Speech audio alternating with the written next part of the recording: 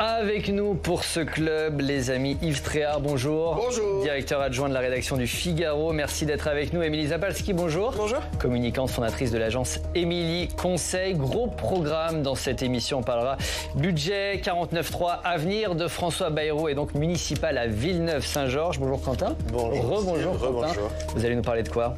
On va revenir sur cette polémique qui enfle entre les grands patrons à propos du budget et François Bayrou. Pas mal. Mais d'abord, on va faire un tour du côté de chez vous, chers téléspectateurs. On passe à l'actualité dans nos régions. Du coup, là, je lance juste dessus.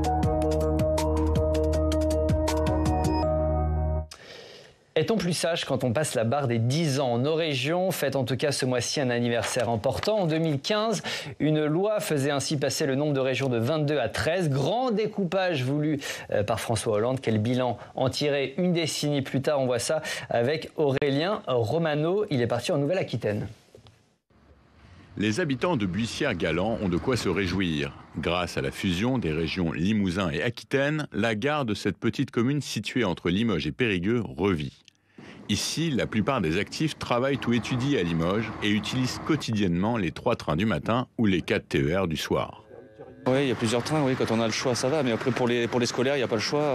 Il faut qu'ils soient à l'heure. Pour être à 8h à Limoges, il faut prendre le premier train, donc 6h55. La région Nouvelle-Aquitaine a financé les aménagements intérieurs et des travaux d'accessibilité des quais. Pour rien au monde, le maire ne voudrait revenir en arrière avant 2016 et la naissance des grandes régions. Au bout de 10 ans, l'organisation, le travail s'est mis en place. Donc si on doit changer d'organisation, c'est pas possible. Un projet, c'est minimum 4-5 ans si on veut entre la conception et la réalisation. Donc c'est vrai qu'on a besoin de stabilité. La région investit aussi dans le réseau routier, plus de 3 millions d'euros pour aménager cette portion de la nationale 147 au nord de Limoges, particulièrement accidentogène, 16 morts en 10 ans. Vous voyez, sans la région Nouvelle-Aquitaine et les départements, les 2 kilomètres n'auraient pas vu le jour. Cette maire d'une petite commune de 2000 habitants se souvient que la fusion de l'Aquitaine, du Poitou-Charentes et du Limousin s'est faite parfois dans la douleur. Et 9 ans après, les habitants du Limousin n'entendent pas être rayés de la carte. Les habitants me font remonter, il y a toujours ce besoin de se reconnaître dans une identité limousine. Et la région Nouvelle-Aquitaine a su communiquer et faire valoir les atouts naturels du Limousin, mais il y a le sentiment, je pense, que le projet commun et l'identité commune Nouvelle-Aquitaine n'est pas encore là. Une région de la taille de l'Autriche fait le poids quand il s'agit d'aller chercher les financements européens. Alain Rousset, le président bordelais de cette méga-région, aime d'ailleurs se comparer au Länder allemand. Ardent défenseur de la décentralisation, il réfute l'accusation de centralisme bordelais de la région. Il y a un centre d'appel et individuel qui est à Poitiers. J'en ai pas fait 3. Ça serait stupide parce que les 3 centres sont interconnectés. Il y a dans tous les départements un service transport de la région. Les transports, c'est 1/3 du budget de la région et 3,3 milliards d'euros. Une somme insuffisante selon lui, qui l'oblige à faire des choix. Mon problème, c'est que je ne peux pas à la fois faire Poitiers-Limoges dans le même temps et Limoges-Angoulême dans le même temps. Et il faudrait que je fasse les deux. Ou il faudrait que l'État fasse les deux. Parce que c'est l'État qui est responsable et propriétaire des lignes ferroviaires. Dans cette région, la fusion s'est faite parfois à marche forcée, mais aujourd'hui, les acteurs souhaitent avant tout la stabilité institutionnelle et la stabilité budgétaire surtout. Yves, 10 ans après, bilan positif? Faut voir région par région. Moi, je suis pas extraordinairement fan de ce qui a été fait. Je trouve que c'était un peu fait sur un coin de table au dernier moment. La grande région Aquitaine, là, c'est pas la taille géographique qui fait la force, la puissance économique qui fait la force. Dire on se compare à l'Autriche, ça veut absolument rien dire du tout. Donc, vous avez des régions. Tout ça a été très politique quand même. Je me souviens de Madame Aubry qui avait quand même pas mal œuvrer pour que justement sa région ne grossisse pas trop. Il y avait l'histoire de l'Alsace qui a été un échec total. Donc, qui fait toujours l'objet d'un bras de fer d'ailleurs au sein de la région. D'un bras de fer. On a perdu beaucoup de temps. De toute manière, à chaque fois, c'est quoi? On veut être plus efficace et on veut être plus économe. Plus efficace, je ne sais pas, il faudrait faire du cas par cas. Plus économe, non. Notre millefeuille administratif coûte toujours plus cher. rajoute toujours des couches. Enfin bon, tout ça est quand même pas très satisfaisant. Mais c'est un peu quand même entré dans le quotidien des Français, Émilie. Oui, c'est rentré. C'est vrai qu'on s'est habitué à ces régions-là, à cette grandeur-là. Mais je suis tout à fait d'accord avec Yves Tréhard. Ça n'a pas du tout été source d'économie. Il y a des doublons qui sont restés, en fait, des hôtels de ville de région, des hôtels de région qui sont restés des deux côtés. Et on est très loin de ce que disait Alain Rousset, c'est-à-dire les Länder allemands. Ça peut être intéressant d'avoir cette grandeur-là pour avoir un pouvoir politique, pouvoir économique, ce qui n'est pas du tout le cas pour le moment. Moi, je pense qu'en termes de décentralisation, s'il y avait ce poids économique, ça prendrait tout son sens. Parce qu'à ce moment-là, les régions pourraient construire quelque chose de cohérent à leur niveau, ce qui n'est pas du tout le cas. En prenant simplement l'exemple des entreprises, elles n'ont pas le poids suffisant pour intégrer des entreprises, rentrer dans le capital de certaines grandes entreprises. C'est l'État qui reprend la main. Il y aurait du sens, mais pour l'instant, on n'est pas au bout de cette démarche de décentralisation. Autre sujet, c'est le grand jour, les amis. Au Parlement, ce lundi, l'Assemblée nationale se saisit d'un budget de compromis négocié entre les députés et les sénateurs. Que faut-il attendre des débats dans l'hémicycle? François Bayrou est-il parvenu à sauver sa peau? Va-t-il éviter une nouvelle censure? Regardez ce sujet, il est signé Pierre-Henri Holderbaum. C'est acté, François Bayrou va recourir à l'article 49.3. Et le socle commun appelle à la responsabilité. Il ne faut pas qu'on bloque le pays parce qu'une nouvelle censure serait dramatique. Mais surtout, je veux dire aux oppositions que nous ne leur demandons pas de rejoindre la majorité. Nous ne leur demandons pas de voter ce budget qui n'est pas le leur, qui n'est d'ailleurs pas celui du gouvernement non plus. Pas question pour la France insoumise, qui va déposer une motion de censure. C'est pas une surprise, je pense que tous les gens savaient, je crois, qu'il n'y aurait pas de majorité à l'Assemblée nationale pour voter le mauvais budget de M. Bayrou et qu'il aurait donc recours à l'article 49.3 de la Constitution.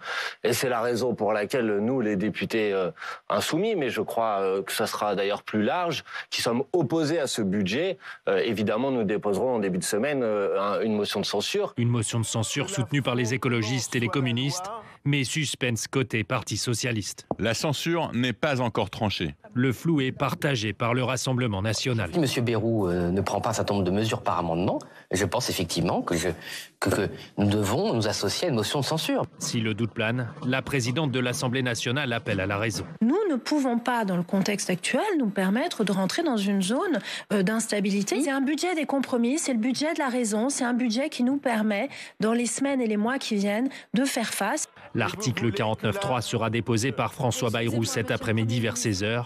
La motion de censure, elle, devrait être débattue mercredi. Il est en train de réussir son pari, François Bayrou? On va voir. Moi, je pense que oui. Je crois que l'idée de François Bayrou, c'est de durer. Et pour durer, il n'a qu'une seule recette, c'est l'immobilisme. Donc l'immobilisme avance à grands pas, est en marche, pourquoi l'immobilisme? et rien ne pourra l'arrêter. Pourquoi l'immobilisme? Mais parce qu'il ne peut rien faire, il ne peut absolument rien faire. Bon, c'est un budget qui est tout à fait insatisfaisant, qui est un budget... Personne n'est content. Qui est un budget dépensier, parce qu'on a un personnel politique qui est tout à fait immature, et donc ils ne se rendent pas compte de ce qu'ils font. La France galope vers les abîmes de la dette, de l'endettement, par rapport à d'autres pays qui, eux, sont en train de remonter. Je pense aux pays du Club Med. Vous vous souvenez, les fameux pays du Club Med, les pays du Club Med maintenant sont montrés en exemple. C'est absolument extraordinaire. L'Espagne, l'Italie, voire la Grèce. Donc, toujours est-il que François Bayrou, il n'a pas de marge de manœuvre. Mais politiquement, je trouve qu'il œuvre plutôt assez intelligemment. Dégainer le 49.3, il avait d'autres possibilités? Non, il n'y avait pas d'autres possibilités. possibilités. Et quand on entend le RN s'offusquer de ça, bon, c'est quand même relativement normal. Pardon, qu'il en vienne au 49.3. Non, moi, ce que je pense, je suis assez d'accord, pas de marge de manœuvre. La suite, après le budget, ça va pas être non plus très mirobolant. Simplement, il y a eu quand même quelque chose qui s'est passé par rapport au gouvernement Barnier. C'est-à-dire que Bayrou a décidé de plus négocier avec la gauche. Alors que Barnier, vous vous souvenez, à la fin, il avait fait pas mal de concessions au RN, et ce qui ne l'a pas empêché d'être censuré. Là, Bayrou s'est adressé notamment au PS pour essayer de faire un décrochage. Est-ce que c'est vraiment une réussite? Parce qu'on ne sait toujours pas, à l'heure où l'on se parle, si le PS votera ou non la censure. On ne sait pas, mais en tout cas, il est allé au bout de la négociation. La lettre qu'il avait transmise au PS en disant « voilà les concessions que je prévois », il les a tenues. Donc ça met le PS en difficulté pour voter la censure, puisque globalement, ils ont obtenu, même si le budget ne leur convient pas dans la totalité, ils ont obtenu les concessions qu'ils avaient demandées. Donc c'est un changement quand même par rapport à Barnier, c'est-à-dire qu'on a considéré le RN, mais on a négocié avec la gauche. Et moi, je trouve que c'est quand même intéressant et ça peut présager des choses pour la suite, parce qu'on voit bien que le PS... par cette négociation, s'est décroché de LFI. On va voir s'ils vont au bout de la démarche. Et ça peut donner quand même un changement dans le paysage politique. Yves, je vais vous demander de vous mettre dans la tête des socialistes, si vous le voulez bien. C'est quoi le dilemme aujourd'hui pour un Boris Vallaud, pour d'autres députés socialistes ? Le dilemme, il est simple. On va rentrer dans une période qui va durer d'ailleurs, de tripartition du paysage politique français. Qui existe déjà. Oui, mais qui va durer. C'est pas éphémère. Et donc le Parti socialiste doit savoir s'il est dans la radicalité avec Jean-Luc Mélenchon et ses amis, c'est-à-dire qu'il est hors, je dirais, hors de la fonction gouvernementale, ou est-ce qu'il est, au contraire, toujours un parti de gouvernement et se placer au centre, dans un centre très élargi, en fait, qui peut se défaire en fonction d'alliances, puisqu'il y a 5, 6, 7 partis qui peuvent le constituer. Mais donc il est là, il est à un carrefour, le Parti socialiste, savoir de quel côté il va. Parce que maintenant, je pense que c'est l'heure du choix. Il faut qu'il pense à 2027. Et s'il veut présenter un candidat en 2027, il ne peut pas. Et puis 2026, les municipales, il ne peut pas aller avec Jean-Luc Mélenchon. Et vous êtes d'accord, on est à un moment crucial pour le Parti socialiste aujourd'hui ? Oui, moi je pense que même ça se reconstitue, on a l'impression du côté des LR aussi. Avec pareil. des petites victoires qui se passent de ci, de là.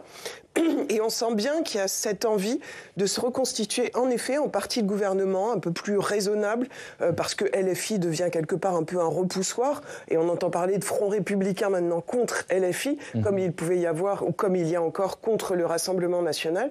Donc il y a cette envie de se reconstituer véritablement raisonnable, et d'ailleurs, ça correspond à une envie d'une partie des électeurs, une grande partie des électeurs du PS, qui pousse là à la non-censure notamment. Simplement, il y a encore beaucoup de chemin, que ça soit au niveau des personnalités, que ça soit au niveau du programme, parce que c'est bien de s'opposer à un budget et d'essayer d'avoir des concessions, mais ça ne fait pas un programme, comme le Front républicain ne faisait pas un programme. Donc il y a encore beaucoup de travail, que ça soit du côté des LR et du côté du Parti socialiste, s'ils veulent se reconstituer en véritable force pour 2026 les municipales ou pour 2027 la présidentielle. Mais c'est pour ça que le dilemme il est compliqué pour les socialistes, parce que tourner complètement le dos à l'alliance de gauche, c'est aussi peut-être tirer une croix sur des circonscriptions en cas de nouvelles législatives partielles, s'il devait y avoir une dissolution, et aussi des municipalités où si la gauche ne part pas ensemble et unie, c'est aussi perdre certaines municipalités. Donc le dilemme il est compliqué pour cette gauche qui certes veut rester une gauche de gouvernement, en l'occurrence les socialistes, parce que sans le reste des alliés de gauche, c'est aussi aller dans le mur dans les prochaines années. Yves, je vais vous demander de vous mettre dans la tête du Rassemblement national. Oui. Il y a aussi une indécision et un dilemme. Quel est-il aujourd'hui pour Marine Le Pen et pour les députés Rassemblement national ? Voter ou pas voter cette censure ? Non, à mon avis, il ne faut pas qu'ils... leur intérêt n'est pas de la voter, me semble-t-il. Pourquoi ? Parce qu'ils se sont institutionnalisés, ils se sont respectabilisés, et je pense que ça a été une erreur, ce qu'ils ont fait précédemment, de voter la censure, justement. Ça a troublé une partie d'un électorat qu'ils avaient réussi à capter, qui était un électorat venant de la droite, peut-être plus âgé et soucieux d'ordre, si vous voulez. Et évidemment, la censure, c'est synonyme de désordre, c'est synonyme d'inconnu. Je ne suis pas sûr que ça leur soit très profitable. C'est risqué pour le Rassemblement national de voter cette motion de censure ? Oui, je pense que c'est risqué là et ce n'est pas le bon moment. Mais ça va être compliqué pour le Rassemblement national parce que plus ils se mettent comme ça dans les rangs du gouvernement, plus c'est difficile de créer cette opposition que leur réclament quand même leurs électeurs. Il va falloir qu'ils voient comment ils jouent l'opposition s'ils ne censurent pas ce gouvernement. Ils ont beau dire on est contre ou quoi, il y a quand même des électeurs et la base qui dit nous on veut plutôt de la castagne, on en a envie. C'est ça, il y a le risque d'apparaître comme des collaborateurs du gouvernement. Oui, d'aller dans le sens du gouvernement et comment faire l'opposition. Mais je pense en effet que c'est pas leur moment là de censurer, ça serait... Puis après il y a quand même un agenda aussi judiciaire. On attend aussi la décision le 31 mars. C'est la date cruciale. C'est quoi la date ? 31 mars, mais non seulement tout dépend de ça, mais je pense que ça a beaucoup joué au moment de la censure précédente du gouvernement Barnier, parce que je pense qu'il ne s'attendait pas à un réquisitoire si grave, si sévère, et ça a changé un petit peu la donne pour censurer le gouvernement Barnier. Vous nous dites, Marine Le Pen, elle a une chose en tête aujourd'hui, c'est le calendrier judiciaire. On peut le comprendre, hein. Le 31 mars, elle saura si... bon, je ne vais pas rentrer dans les détails, mais en gros, si elle peut être candidate en 2027 ou pas. Hein, parce que c'est quand même sa candidature en 2027 qui est en jeu. On va se mettre dans la tête de François Bayrou, si vous voulez bien. S'il franchit l'étape des 2 budgets, qu'est-ce qu'on peut espérer? Qu'est-ce qui va se passer dans les semaines, dans les mois qui viennent? Quels sont les textes, les grands textes et les grands enjeux pour ce gouvernement, Émilie? Et après, je vous donne la parole. Bien sûr. Je pense que son Himalaya, il a bien compris que c'était large et que globalement, il ne peut pas se passer quelque chose de révolutionnaire à la suite du budget, parce qu'il se retrouvera toujours avec une assemblée aussi morcelée, avec autant de difficultés de faire passer des grandes réformes. Donc, grandes réformes, il n'y aura pas. Grande économie, il n'y aura pas, hein, parce qu'on sait que déjà, même le déficit qui est visé, il ne sera pas atteint. Peut-être qu'on peut imaginer fin de vie, puisqu'il a décidé de saucissonner le texte en 2 morceaux, les soins palliatifs d'un côté, et puis la question du suicide assisté de l'autre côté. Mais examiner ensemble. C'est ce qu'il a dit. Oui, mais bon, c'est quand même le diviser par 2, ce qui n'était pas initialement le projet. On peut penser à l'agriculture aussi. On peut penser comme ça à des sujets qui fassent plus consensus au sein de l'Assemblée, mais il n'y aura pas de grandes réformes, c'est sûr. Oui, vous êtes d'accord, Yves? Oui, bien sûr. Non, mais c'est ce que je vous dis, l'immobilisme c'est ce que disait un peu Édouard Philippe, d'ailleurs. Les 2 prochaines années ne seront pas décisives pour l'avenir du pays. Non, c'est des mots très forts. Bien sûr que non, elles seront pas. Alors si, un des éléments importants, ça sera les élections municipales l'année prochaine, mais sinon, en termes législatifs, je ne vois pas très bien ce qu'il peut faire. Effectivement, je dirais que l'objectif de François Bayrou, c'est de durer jusqu'au prochain budget. C'est 2026. Oui, mais qui doit se préparer, d'ailleurs il le dit, ça doit se préparer dès à présent. Exactement, oui, c'est le budget qui va travailler pour l'automne 2025. Quoi. Mais c'est un problème quand même.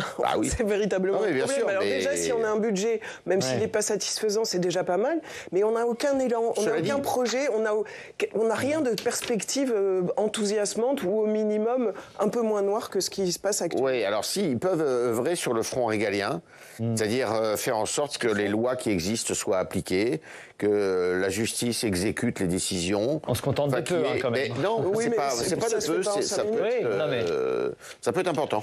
Autre thème de ce club, la fronde des grands patrons, Quentin. Depuis plusieurs jours, la polémique enfle suite à l'alerte de Bernard Arnault, le PDG de LVMH, également première fortune de France. Voilà, Bernard Arnault qui a assisté à l'investiture de Donald Trump à Washington il y a 2 semaines et qui, de retour en France, dévoilait les résultats de son groupe, résultats annuels. Et à cette occasion, le patron français, plutôt discret à d'habitude, a eu une remarque qui fait réagir depuis mardi dernier. Quand on revient en France et qu'on voit qu'on s'apprête à augmenter les impôts de 40% sur les entreprises qui fabriquent en France, c'est à peine croyable, a-t-il dit. Donc on va taxer le Made in France. Pour refroidir les énergies, on fait difficilement mieux. Pour pousser à la délocalisation, c'est idéal. Alors je ne sais pas si c'était l'objectif du gouvernement, mais en tout cas, il va l'atteindre s'il arrive au bout de ses plans. Une sortie qui a étonné, puisque je le disais, Bernard Arnault se permet rarement de faire des commentaires politiques. Et il faut dire que dans le même temps, Donald Trump a annoncé vouloir réduire, lui, l'impôt sur les sociétés dans son pays à 15%. Pour rappel, dans le budget français, tel qu'il a été adopté en commission mixte paritaire la semaine dernière, le gouvernement prévoit en 2025 une surtaxe censée rapporter 8 milliards en augmentant de 40%, effectivement, le taux de l'impôt sur les entreprises qui réalisent 3 milliards d'euros de chiffre d'affaires comme LVMH. Et depuis ces propos de Bernard Arnault, le débat fait rage en France. Oui, on a d'abord vu une petite passe d'armes avec Michel-Édouard Leclerc, le patron des hypermarchés Leclerc, qui a répondu au PDG de LVMH. Vous ne m'entendrez jamais dire ça, je parle à titre personnel, mais je pense que tous les chefs d'entreprise des Leclerc, Intermarché, Supermarché, on est des gens de terroir, on sait d'où on vient et ce qu'on doit à notre pays. Il n'y a aucun d'entre nous qui ferions un chantage comme cela. Les mots sont forts.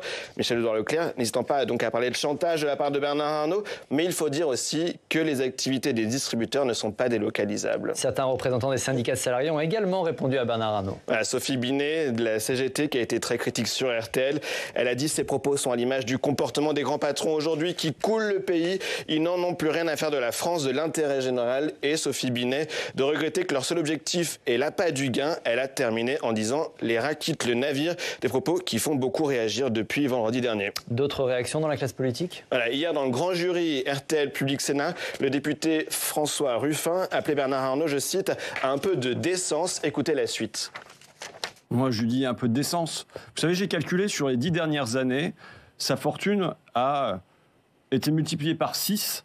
Et c'est comme si, à chaque seconde, pendant 10 ans, Bernard Arnault avait gagné 31 000 euros. C'est cet homme-là qui vient se plaindre parce qu'il va y avoir une augmentation modeste de l'impôt sur les sociétés dans notre pays. Ce que je veux dire d'abord, c'est que dans tout ça, je distingue très bien le patron de PME, l'artisan, de Bernard Arnault et du MEDEF. De leur côté, on a également vu des députés du camp macroniste signer une tribune dans le journal La Tribune dimanche hier intitulée « Nous voulons plus de Bernard Arnault ». À quoi bon réussir dans notre pays si c'est pour être immédiatement caricaturé en patron voyou? À quoi bon chercher à y investir quand les impôts qui pèsent sur la production y sont les plus élevés de l'OCDE? On voit donc le débat sur la taxation des grandes entreprises qui fait rage. On signalera aussi que d'autres patrons sont également montés au créneau, comme le PDG d'Airbus, Guillaume Faury, ou encore de Michelin, Florent Ménégo. En coulisses, ce qui se joue, c'est de limiter cette surtaxe à 2025 et pas aux années suivantes. Merci Quentin. Yves, il pousse pas un peu le bouchon un peu trop loin, Bernard Arnault? Non, je pense pas Quentin, Bernard Arnault. Pardon, non, je pense pas. Je pense que, vous savez, c'est quand même assez rare qu'il prenne la parole. Parce qu'il a que des coups à prendre, il le sait. Quand il s'exprime dans un cercle privé. Et là, ça veut dire qu'il est vraiment, à mon avis, il y a eu 2 raisons à cela. La première raison, c'est qu'il était aux États-Unis, effectivement, pour l'investiture de Trump, et qu'il a dû être assez impressionné du décalage qu'il y avait entre ce qui se passait là-bas... C'est ce qui est dit, effectivement. Ce qui se passe ici. Ça, c'est la première chose. La deuxième chose, c'est que, à mon avis, il a dû être assez énervé de voir que les grands patrons, justement, et le MEDEF notamment, réagissaient assez peu, finalement, à ce qui se passait en France et au fait qu'on allait les tondre, si vous me permettez l'expression, facilement sur le plan fiscal. Oui, le MEDEF qui avait même négocié cette surtaxe l'été dernier avec le gouvernement Bayrou ça c'est pas passé. Dans la préparation du budget. C'est pas passé. Et donc, bon, il a pris la tête d'une espèce de réaction. Il n'est pas le seul d'ailleurs. Il y a eu le patron de Michelin avant lui qui avait aussi tiré la sonnette d'alarme. Il y a eu Monsieur Pouyanné de Total. Il y a eu plein de grands patrons qui se sont... et après tout, je trouve qu'ils sont dans leur rôle.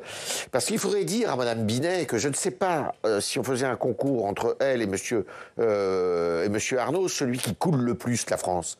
À mon avis, c'est largement Madame Binet, depuis des années et des lustres, qu'elle coule la France avec son discours, qui est un discours erroné en plus, qui est un discours qui est faux, et qui est un discours qui est absolument meurtrier pour l'avenir de notre pays. Moi, je ne suis pas complètement d'accord, parce que je pense qu'on est quand même dans des records chaque année de dividendes qui sont distribués par les grands groupes et qu'il y a de la marge quand même.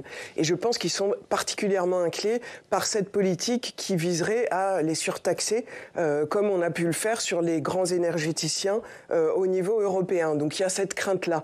Il y a 2 choses. Il y a les grandes entreprises qui en gros quand même ont de la marge.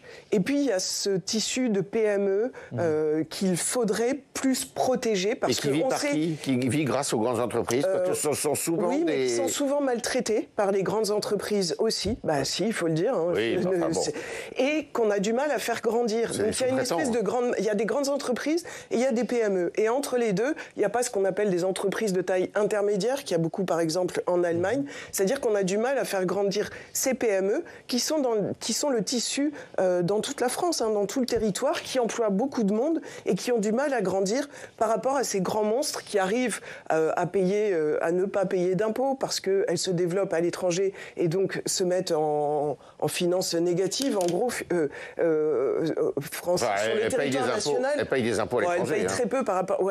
très peu et pas en France la plupart du temps.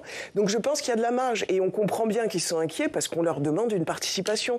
Il y a d'autres États, et notamment aux États-Unis, où les grands milliardaires disent au contraire, taxez-nous et on va participer à l'intérêt général. Oui, c'est des changements de actuellement, ils sont tous derrière Trump qui veut baisser les impôts, qui veut... Oui, mais ça veut pas dire qu'en niveau français, on ne devrait pas aller vers plus de protectionnisme des entreprises. Qui avait d'ailleurs commencé cette politique, qui avait d'ailleurs commencé Biden et Obama d'une certaine façon. C'est une politique qui... Mais parce qu'aux États-Unis, on a le sens des affaires, ce qui n'est pas du tout le cas chez nous. On est encore dans une économie semi-dirigée avec une tendance socialisante quand même très très forte et qui fait qu'on est dans deux modèles complètement différents. Juste, je rappelle les contours de cette surtaxe dont on parle. Il s'agit de taxer davantage les bénéfices de 440 entreprises en France qui réalisent plus d'1 milliard d'euros de chiffre d'affaires. Ce sera pendant un an. Oui, mais enfin, effectivement. on sait que ça dure. Hein, la CSG, non, c'est pas. Oui. Mais la CSG, elle est là depuis 40 ans. Toutes les taxes ne durent pas, chérie, vous savez bien. Enfin, vous savez très bien que ça dure chez nous. Donc pour vous, ce ne sera pas exceptionnel. Ce qui sera voté dans ce budget, ce ne sera pas une taxe exceptionnelle. Ce qui est sûr, c'est que si vous voulez, ils ont raison. Et d'ailleurs, qu'on soit grand entrepreneur ou simple particulier, on a raison de se méfier de l'État quand il vous dit que c'est provisoire. Non, mais généralement, le provisoire dure en France. Là où vous avez raison, Yves Tréhard, c'est que ça soit la France, mais aussi l'Europe. Il faut arrêter d'être naïf dans les relations commerciales qu'on a avec tous les pays autour, parce que le monde a changé. Et nous, on fait surtout des normes, ou alors on accepte des normes d'autres pays, et on est vraiment naïf là-dessus. Et c'est vrai qu'il va falloir commencer à passer la seconde, à constituer un petit peu des champions industriels, comme on a pu faire un moment avec Airbus, et qu'on a Donc vous dites qu'il faut rentrer en guerre aujourd'hui économique avec Donald Trump. Oui, la guerre commerciale, elle a déjà lieu, donc oui, il faut s'y mettre. On va parler d'un autre sujet, les amis, l'élection municipale anticipée à Villeneuve-Saint-Georges. Le deuxième tour avait lieu hier et c'est la candidate LR Christelle Niasme qui l'a largement emporté avec 49% des voix. Pour le candidat Louis Boyard, c'est la douche froide et un certain Marc Fesneau se frotte les mains. Écoutez. Je ne sais pas si la droite est de retour. Alors, c'est l'exercice. Mais très bien, si vous n'aurez veut dire que la droite est de retour. En tout cas, je crois que se met en place aussi une forme de front anti-LFI dans un certain nombre de communes. On l'a vu dans d'autres élections. Il y a un certain nombre de gens qui, en ayant marre de l'instabilité qui est produite par LFI, expriment par leur vote, y compris dans des votes municipaux, quelque chose de l'ordre d'une défiance au chaos permanent. Émilie, jusqu'au dernier moment, on pensait, certains estimaient que Louis Boyard allait gagner. Qu'est-ce qui s'est passé exactement dans cette élection ? Alors, ce qui s'est passé, ce qu'il faut dire, c'est que c'était un ballon d'essai, en fait, pour LFI vis-à-vis des municipales, puisque maintenant, LFI était à l'assaut des municipales, alors que ça les intéressait moyennement jusque-là, et qui misait plutôt sur les élections nationales. On voit que l'essai, pour le moment, il est raté, même si Louis Boyard était premier au premier tour. 25% en premier tour. Alors, il n'y avait pas d'union avec la gauche, mais la gauche, quand même, s'est retirée. Mais malgré ça, il n'a pas pu être élu. Donc, on voit que c'est quand même très difficile pour LFI d'avancer seul. C'est un signal, je pense, pour cette stratégie que Jean-Luc Mélenchon essaie de mettre en place, de viser les municipales, d'essayer d'avoir des grandes villes comme ce que le PS a, mais pour le moment, 30 000 habitants, c'est quand même compliqué. Ouais. Et je pense que ce que disait Marc Fesneau, ce front LFI, anti-LFI, ou comme on entendait Julien Oudoul parler, c'est quand même assez incroyable, hein, de front républicain contre LFI, il y a quelque chose de l'ordre d'un effet repoussoir de LFI par toute la stratégie qu'ils ont mis en place de conflictualisation, d'agressivité. Et c'est vrai qu'il y a ce phénomène-là. Ouais. Et même avec un candidat comme Louis Boyard, qui est quand même assez connu, qui est aussi connoté par rapport à cette stratégie-là particulièrement conflictuelle, ça ne fonctionne pas. Mais est-ce qu'il y a vraiment des enseignements à tirer à l'échelle nationale ? Parce que là, on parle d'une ville, c'est un ancien bastion communiste. Il faut toujours faire attention parce que c'est une élection partielle. Il y a beaucoup d'ailleurs d'abstention, il faut le dire. Enfin là, il y en a un peu moins qu'au premier tour, mais il y a eu 60% d'abstention, grosso modo. L'ambiance n'est pas la même. Enfin, il faut faire très attention. Bien sûr. Évidemment, je ne sais pas s'il faut en tirer un enseignement, mais enfin, c'est sûr, il y a un résultat. Il faut en tenir compte. Il a été battu, c'est une ville de gauche en plus, Villeneuve-Saint-Georges. Donc, effectivement, pour la France Insoumise, ça va être difficile d'aborder les municipales. Ils sont très peu implantés localement. Ils ont peu de figures de pro. Pourquoi c'est important ? Parce qu'effectivement, Jean-Luc Mélenchon parle de ces municipales 2026 comme d'un tournant ou de quelque chose d'important. Il fait mine d'eux, parce que ce qui l'intéresse, lui, c'est essentiellement et exclusivement, j'ai envie de dire, 2027 et son propre sort à lui. C'est pas du tout les municipales. Et d'ailleurs, il faut faire très attention parce qu'il peut faire un très bon score à la présidentielle. Alors qu'au municipal, ça aura été un échec. Donc il faut faire très attention. Il y a des enseignements peut-être en termes d'union des gauches, Émilie, de division des gauches pour 2026 et pour 2027. Est-ce que le Parti socialiste se réveille aujourd'hui en disant c'est pas si mal que ça, finalement, ce qui se passe à Villeneuve-Saint-Georges. Oui, parce que quelque part, ça montre que LFI seul n'a plus la même force. Mais c'est vrai qu'il faut faire attention aux enseignements qu'on peut tirer sur juste une élection. Mais en tout cas, on voit que LFI n'a pas la force qu'il revendique jusqu'à maintenant, puisque c'est la menace, en fait, de dire le PS, vous négociez avec l'État, avec le gouvernement, donc on va vous lâcher et présenter un candidat en face de vous à chaque fois. Finalement, peut-être le fait de jouer le parti de gouvernement un peu responsable, ça payera davantage. On sait que les municipales aussi, on n'attend pas la même chose que pour les nationales. On attend des gens qui puissent gérer un budget, qui puissent être très proches des préoccupations concrètes des habitants. A priori, c'est pas l'image que donne LFI. Ça marche très bien en national, ça marche peut-être un peu moins bien au niveau local. C'est donc la candidate LR Christelle Niasme qui l'a largement emporté. C'est une victoire pour les LR ? C'est... Comme, on a vu Valérie Pécresse vraiment communiquer autour de ça. C'est une façon pour eux de redresser la tête quand même, parce que ça fait un moment que ils sont dans des situations compliquées, incertaines, et puis ils ont enregistré un nombre de défaites quand même importantes. Donc là, effectivement, c'est une façon pour eux de redresser la tête. Avec en plus un maire sortant qui avait maintenu sa candidature. Un maire sortant qui avait maintenu divisé donc a priori les voix à droite. Alors il était assez contesté et contestable, semble-t-il. Qu'un salut nazi, mais c'est sûr que pour eux, c'est un bon signe.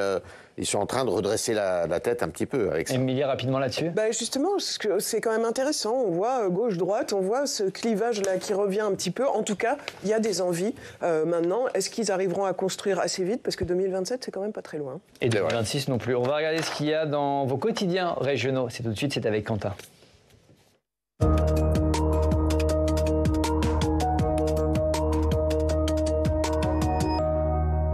Quentin, on commence avec cette semaine sous haute tension pour François Bayrou. Voilà, ça devient un marronnier de la presse, les semaines à haute tension qui se succèdent, mais c'est à la une effectivement de la dépêche du midi à Toulouse ce matin. Bayrou, ça passe ou ça casse. Le journal qui souligne que les socialistes hésitent encore. Quant au RN, il n'a rien laissé filtrer de ses intentions, on l'a vu même avec Julien Audoul ce matin. Bayrou prévient simplement, une censure serait rejetée avec colère par les Français. Autre coup de pression, celui du ministre de l'économie qui assure que si la censure était votée, les acquis obtenus dans le budget de la sécurité sociale, c'est-à-dire l'autre texte budgétaire dont l'examen reprend aussi à l'Assemblée aujourd'hui, eh bien les acquis pour les socialistes seraient perdus. Les journaux alsaciens reviennent ce matin sur le déplacement du président de la République à Colmar. Voilà, il présidait hier les festivités du 80e anniversaire de la libération de la ville. À la clé, un bain de foule et un président qui prend son temps, lit-on dans le journal, auprès des spectateurs présents sur place. On notera quelques échanges avec les Français venus voir Emmanuel Macron. Il a parlé harcèlement scolaire avec un jeune de 12 ans, de la condition des femmes en Afghanistan avec un réfugié, et également du bazar à l'Assemblée nationale avec une interlocutrice un peu remontée. Le président de la République a simplement répondu « Je suis pour l'ordre, moi aussi, en France, on sait faire de très grandes choses, il faut qu'on se respecte ». Les éoliennes qui font la une de l'actu. Oui, c'est-à-dire dans la Voix du Nord, également dans Ouest France. La Voix du Nord, c'est pour évoquer la multiplication des éoliennes en mer. En 2028, ce sont ainsi 46 immenses éoliennes qui pourraient être installées au large de Dunkerque. Ce projet fait débat, bien sûr, d'autant qu'on lit dans Ouest France que remplacer les anciennes éoliennes est un défi. Il faut pourtant changer le matériel au bout de 20 ans et la France continue d'utiliser des petits modèles difficiles à remplacer. C'est donc à lire aujourd'hui dans Ouest France. On termine avec un Tour de France. Avec le Tour de France. Je ne sais pas s'il y a des amateurs de cyclisme. En tout cas, on est nombreux les Français à regarder effectivement le Tour et on voit la presse quotidienne régionale qui fait déjà monter la pression autour du Tour qui se tient en juillet. Mais donc il y a peut-être bien une étape à retenir, c'est la 4e et qui promet de beaux moments. Journal Paris-Normandie qui se réjouit du tracé du Tour entre Amiens et Rouen avec un final qui promet et c'est à vivre. À noter donc le 8 juillet prochain. C'est noté. Merci beaucoup Quentin. On va voir la une du Figaro. Yves, aujourd'hui 49.3 censure, une semaine cruciale pour François Bayrou. Je crois que tout est dit, c'est évident. Pour François Bayrou ou pour la France ? Pour le François Bayrou et la France, c'est surtout pour la France d'ailleurs. Et on sera fixé mercredi soir, puisqu'il ne faut pas oublier que si le 49.3 est déposé aujourd'hui, le vote de la motion de censure déposée ce soir mercredi, aura lieu 48 heures plus tard. Et vous pariez sur ? Moi, à mon avis, elle ne rencontrera pas une majorité, puisqu'il faut qu'elle ait la majorité, et je ne pense pas qu'elle l'obtienne. On verra ça et vous reviendrez nous en parler. Exactement. Merci à tous les deux. Merci Quentin, c'est la fin de cette émission. Merci à tous de nous avoir suivis. Dès demain, vous retrouverez Oriane aux manettes de cette matinale. Prochain rendez-vous sur Public Sénat, c'est 18h. C'est avec Thomas Hugues et ses invités. Excellente journée sur Public Sénat.